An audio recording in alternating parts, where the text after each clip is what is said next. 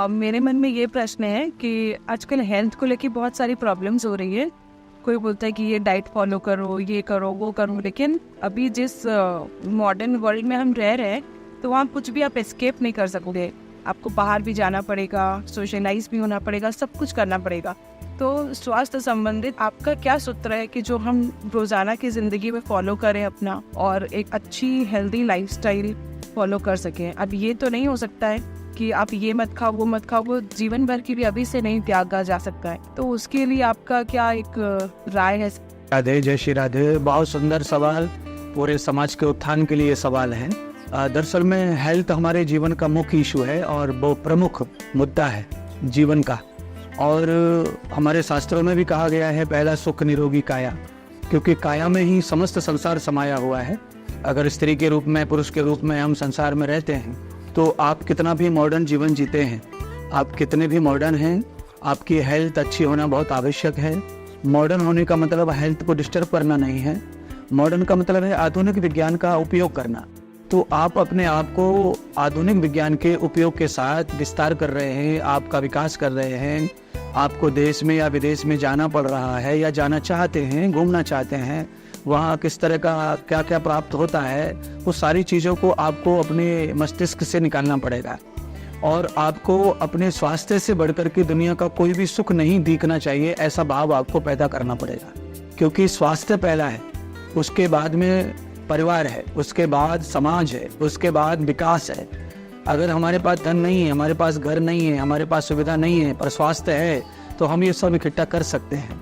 तो आपका जो सवाल है कि कैसे कंट्रोल किया जाए इतना सब होके, और ये सब निभाना पड़ता है, तो उसके लिए आप अपने आप को एक सूत्र में बांध लीजिए।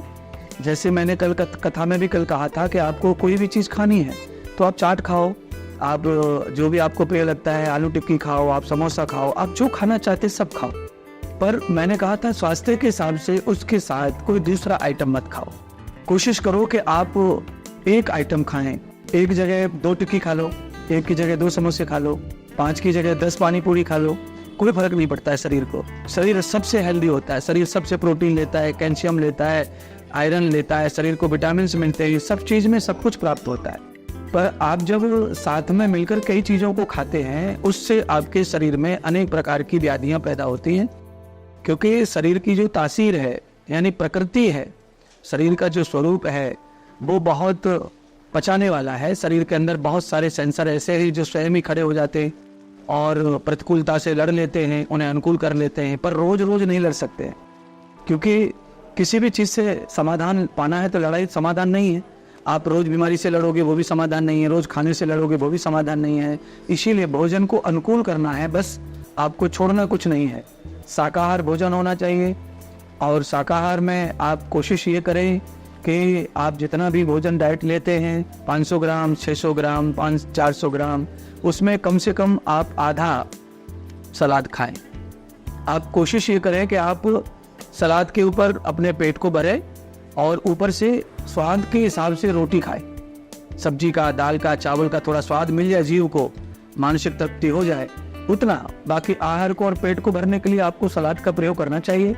उसमें आप मूली खाइए, गाजर खाइए, ककड़ी खाइए, टमाटर खाइए, फ्लावर्स खाइए, आपको अंगूर खाना है अंगूर खाइए, और इनको आप मिक्स करके भी खा सकते हैं।